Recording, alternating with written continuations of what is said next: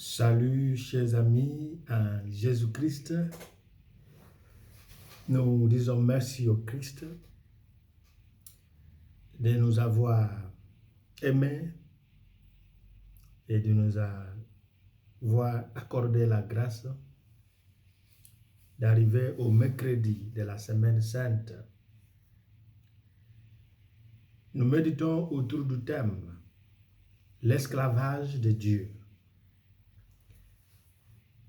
Et ce thème a été inspiré par le prix de la vente de Jésus par Judas, un de ses disciples.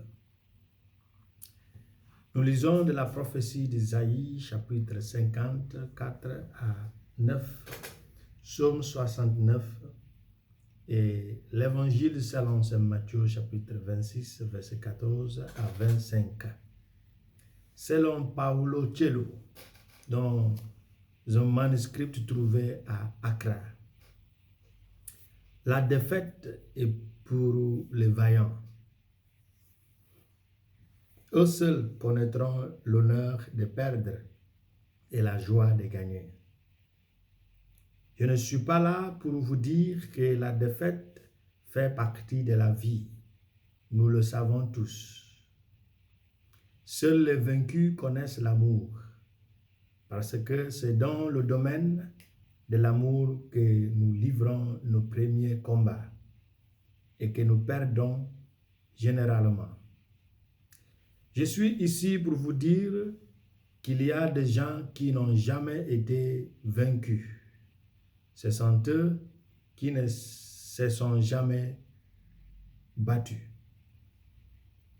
Ils ont réussi à éviter les cicatrices, les humiliations, les sentiments d'impuissance, ainsi que ce moment où même les guerriers doutent de l'existence de Dieu. C'est une longue citation, Paolo Coelho. En parlant de l'esclavage de Dieu, selon le récit de Jean, c'est Jésus lui-même qui a trempé, comme on a vu hier, un morceau de pain qu'il a remis à Judas. Mais selon l'évangile, ou les évangiles synoptiques tels que le décrit Matthieu, Judas l'a trempé lui-même.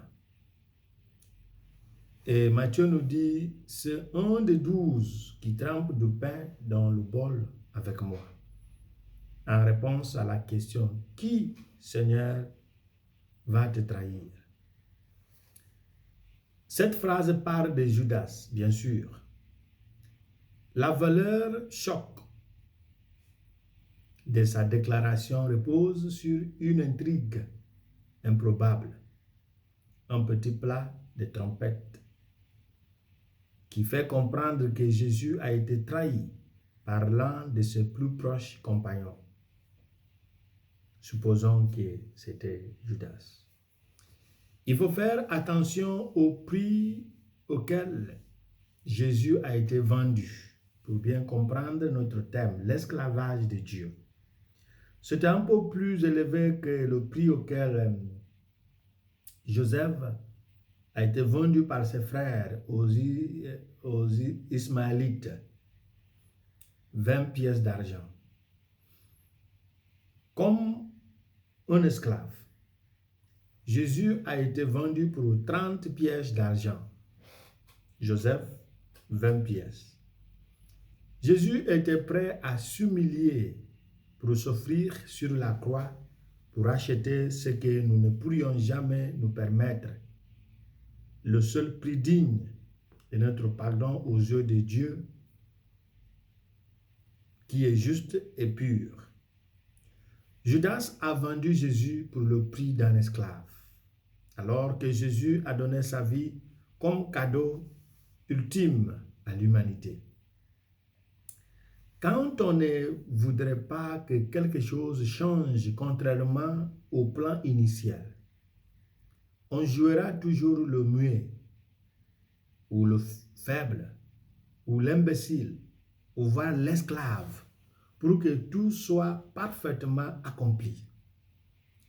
Isaïe nous aide ainsi à faire asseoir cette idée en parlant de Jésus, parce qu'il est clair que c'est seulement à travers sa mort qu'il nous rachètera. C'est pourquoi, en ne voulant pas que les choses changent du plan de Dieu, il fallait que Jésus se comporte ainsi. Isaïe nous dit, « J'ai offert mon dos à ceux qui me frappaient, mes jours à ceux qui m'arrachaient la barbe. Je n'ai pas caché mon visage pour ne pas me moquer et cracher. Parce que le souverain Seigneur m'aide. Je ne serai pas déshonoré. C'est pourquoi j'ai rendu mon visage comme de pierre et je sais que je ne serai pas honteux. » Jésus a décidé